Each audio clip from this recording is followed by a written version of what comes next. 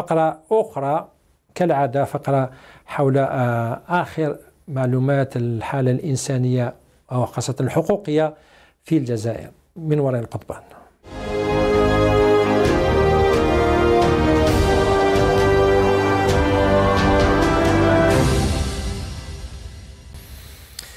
فقرة وراء القضبان فقرة تهتم بالحالة الحقوقية الإنسانية وحرية التعبير في الجزائر. ومعي من تيالة رئيس المكتب الولائي للرابطة الجزائرية للدفاع على حقوق الإنسان، رابطة منحلة من طرف السلطات.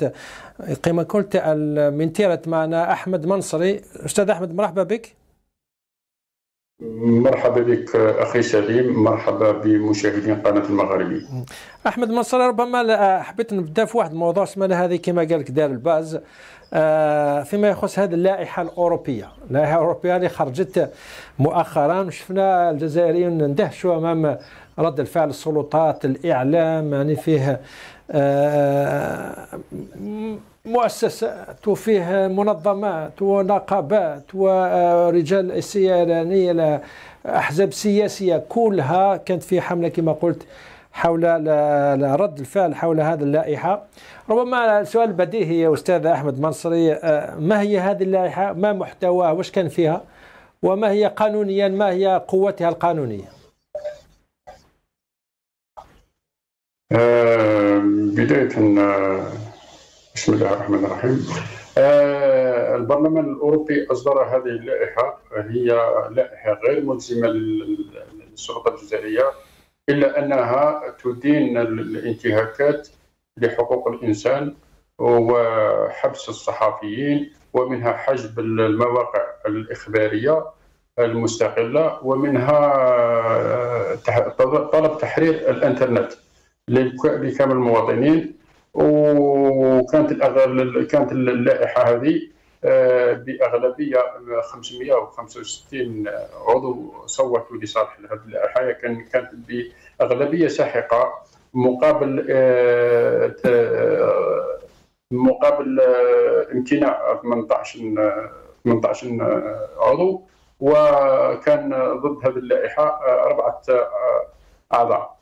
هذه اللائحة يعني استندت إلى تقارير وشهادات، ويعني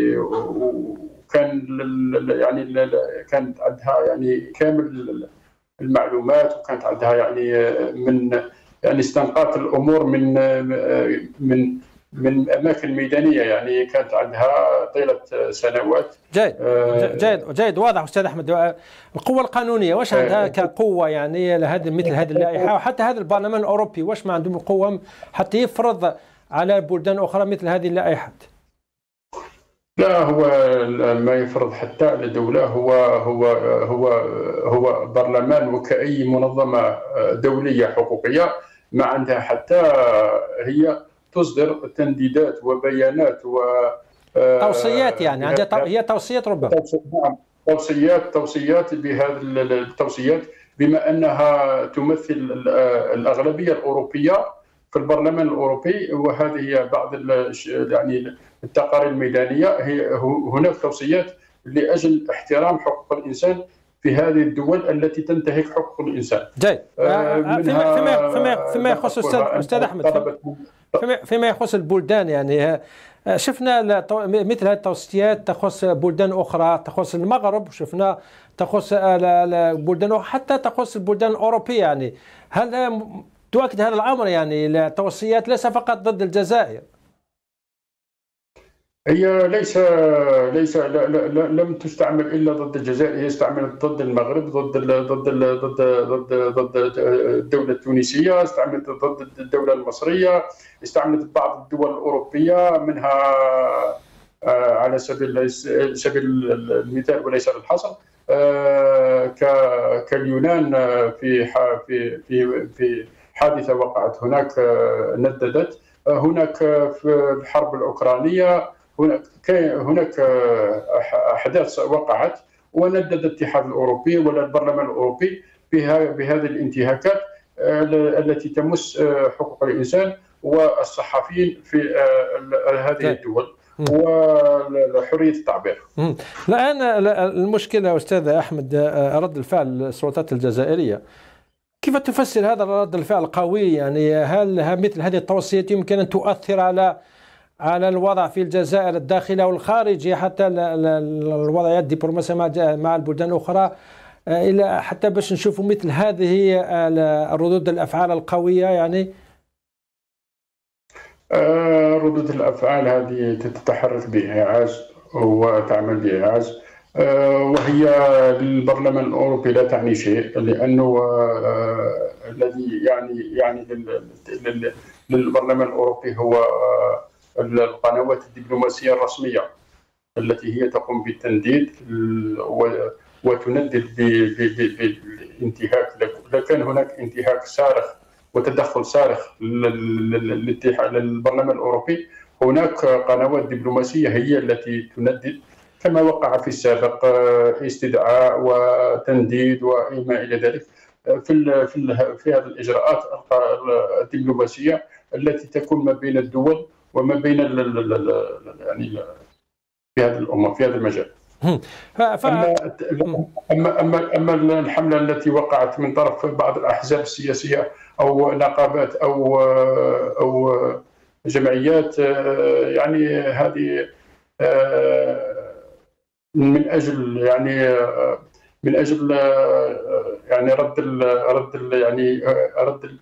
رد الصدى عن النظام، ورد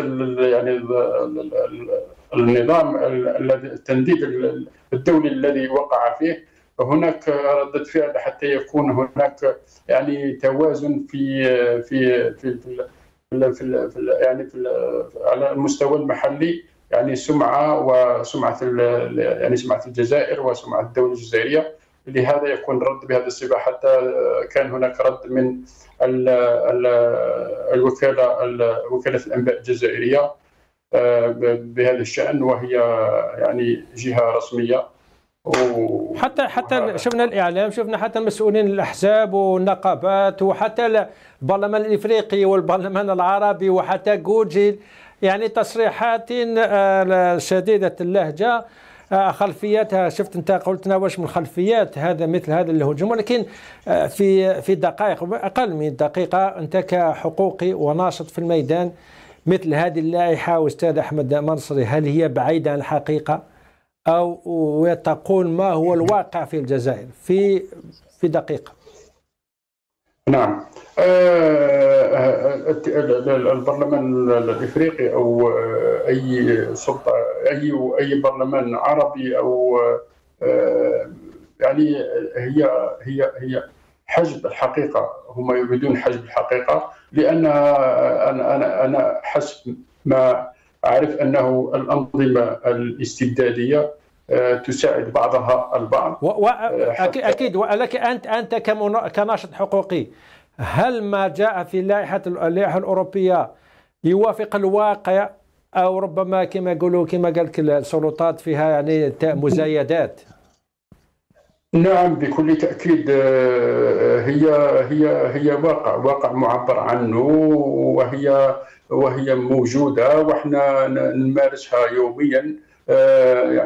هناك انتهاكات لحقوق الإنسان، وكل الجزائريين يوميا هناك انتهاك لحقوق الإنسان.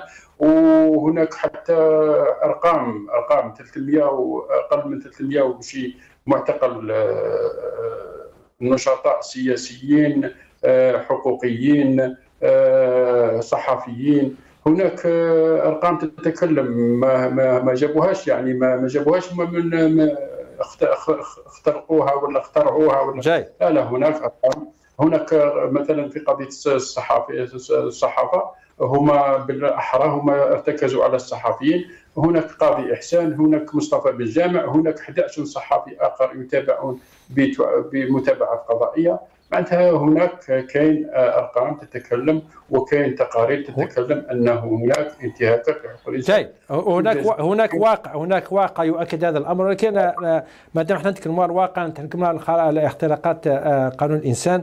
استاذ احمد منصري، حبيت نروح لموضوع اخر تكلمنا عليه هذا الاسبوع بكثره، خاصة بعدما أكد أن الدراني بعد زيارته بعد قبول الدعوة تاع تبون منع من مغادرة التراب الوطني باش يروح يجيب جائزة من إسبانيا.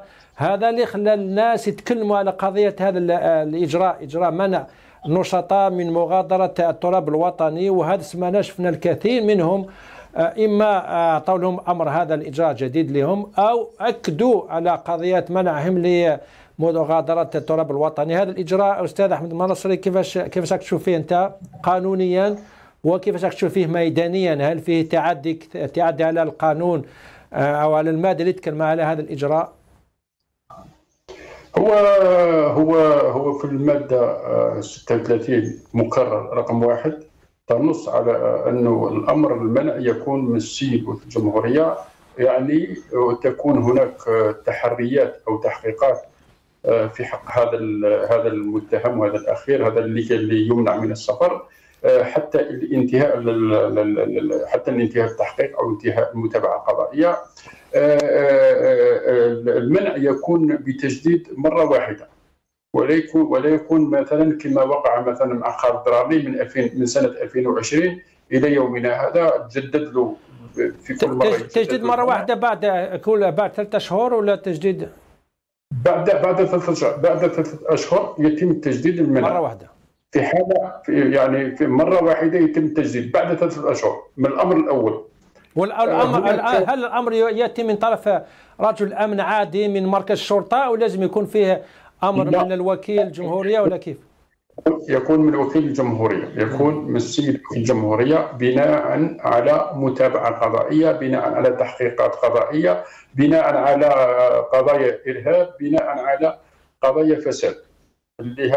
هذا الشخص يمنع من مغادرة الوطن إلى غاية انتهاء من التحقيق او المتابعه او حتى الان اللي اعطوا له هذا الاجراء وكما قلت انت قانونيا تجديد مره واحده بعد 3 أشهر.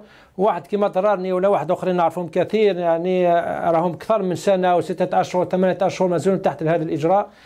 قانونيا ما واش يطيقوا يديروا هما يعني في هذا ضد هذا الاجراء؟ فيه يمكن يديروا ما بالش يروحوا مع الوكيل الجمهوري يديروا في هذه الحالة المنع المتكرر من طرف جهات يعني حتى ولو كانت قضائية، المنع يكون من جهات قضائية، منع اللي أكثر من مرة حسب المادة اللي ذكرناها المادة 36 مكرر رقم 1.